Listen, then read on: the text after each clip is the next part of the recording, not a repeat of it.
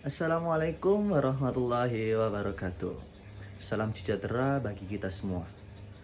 Sebelumnya yang saya hormati Bu Dewi selaku dosen mata kuliah public speaking saya.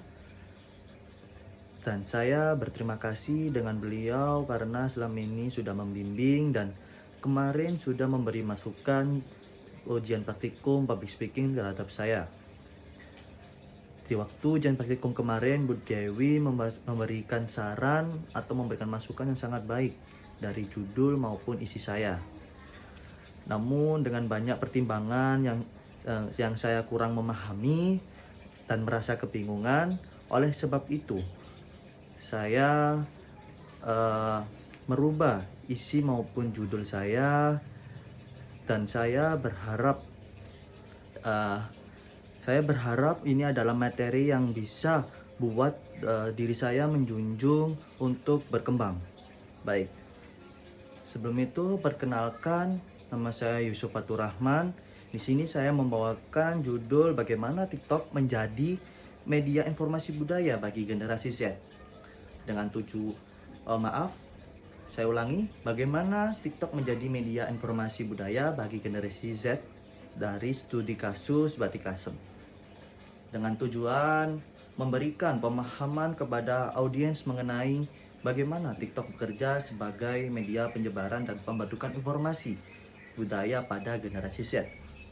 Baik, hari ini saya ingin kita semua untuk memahami perubahan cara manusia menerima informasi budaya, khususnya pada generasi Z, yang dimana tengah dominasi media digital sekarang, yaitu contohnya aplikasi TikTok. Oke, jika kita melihat ke belakang, informasi budaya biasanya diperoleh melalui buku pelajaran, museum, ataupun penyampaian yang secara formal dan ataupun pameran. Namun realitas hari ini menunjukkan bahwa generasi Z justru lebih banyak mengenal budaya melalui media sosial. Oke, hal inilah yang menjadi latar belakang saya. Dengan kata lain, yang dibahas adalah proses komunikasinya, bukan sekedar kontennya. Oke, kita langsung masuk ke poin yang pertama, yaitu pergeseran pola konsumsi informasi pada generasi Z. Untuk memahami peran TikTok, kita perlu memahami terlebih dahulu pola konsumsi informasi generasi Z, yang dimana generasi Z hidup dalam kondisi kelebihan informasi, teman-teman. Mereka setiap hari terpapar ratusan hingga ribuan informasi atau pesan dari berbagai platform. Akibatnya terjadi perubahan besar dalam cara mereka memaknai informasi. Generasi Z itu salah satu perubahan paling penting adalah yaitu pergeseran dari pencarian informasi ke penemuan informasi. Generasi sebelumnya mencari informasi secara sadar, misalnya dengan membaca buku, berkunjung ke perpustakaan untuk mencari buku-buku juga, namun juga bisa di situs tertentu. Dan sebaliknya, untuk generasi Z yang sekarang ini, informasi bisa didapat melalui platform atau media sosial yang kita inginkan, yang itu salah satu dari media platform TikTok. Oke, dalam konteks TikTok ini, informasi budaya tidak muncul karena dicari, tetapi karena dianggap relevan oleh sistem algoritma. Hal ini memiliki implikasi besar terhadap cara informasi budaya disusun dan disampaikan.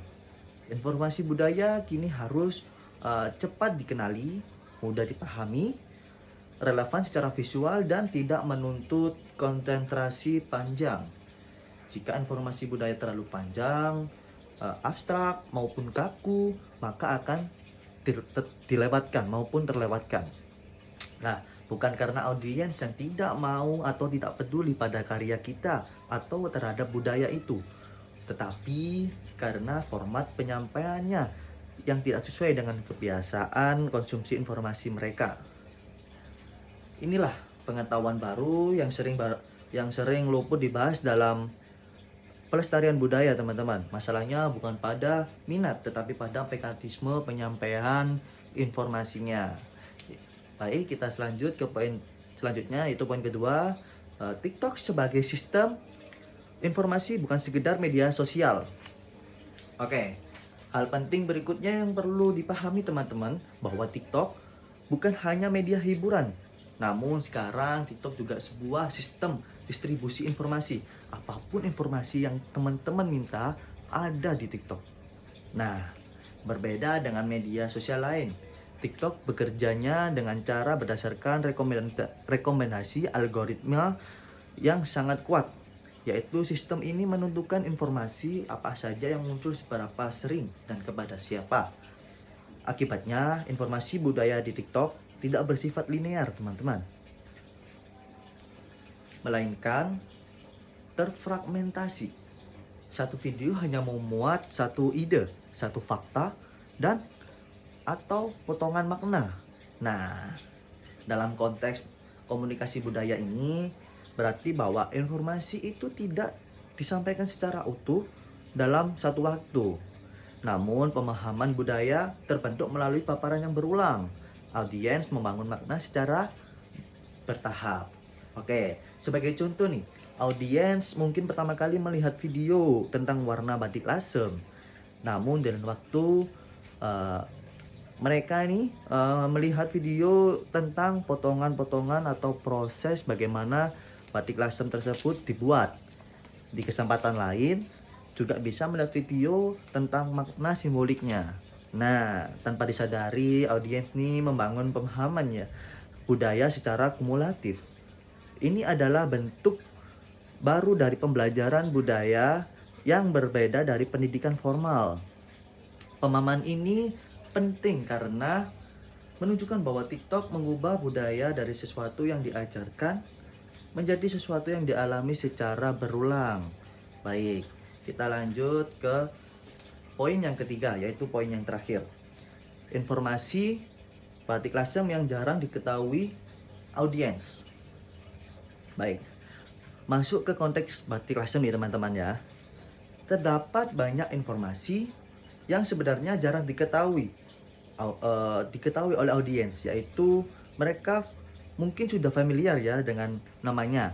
Namun beberapa contoh informasi baru yang relevan antara lain alasan historis dan geografisnya, mengapa warna batik lasem itu cenderung lebih berani, terus pengaruh percampuran budaya pesisir terhadap motif batik, proses pembuatan batik sebagai praktik nilai kesabaran, ketelitian, dan konsistensi.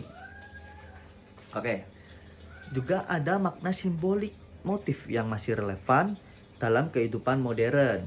Oke, informasi-informasi ini teman-teman seringkali tidak tersampaikan secara eksplisit dalam pendidikan formal, tetapi justru dapat disampaikan secara efektif melalui visual singkat di TikTok.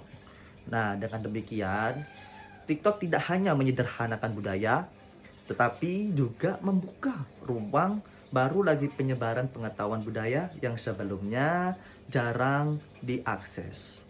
Baik, sebagai penutup, dapat disimpulkan bahwa TikTok telah membawa perubahan signifikan dalam cara informasi budaya yang disampaikan dan dipahami oleh generasi Z. Pelestarian budaya tidak selalu dimulai dari ajakan atau kampanye, tetapi dari pengetahuan dan pemahaman yang dibangun secara perlahan melalui informasi. Oke, dengan memahami perubahan ini, kita dapat melihat batik lasem itu bukan hanya sebagai warisan budaya, tetapi sebagai pengetahuan hidup yang harus dimaknai di era digital. Oke, hal baru yang saya sampaikan adalah bahwa TikTok bukan hanya media hiburan atau informasi, tetapi sistem penyebaran informasi yang membentuk cara generasi Z memahami budaya secara bertahap melalui paparan visual dari algoritma. Oke, sekian video presentasi saya. Mohon maaf jika ada salah kata. Terima kasih atas perhatian teman-teman semua. Wassalamualaikum warahmatullahi wabarakatuh.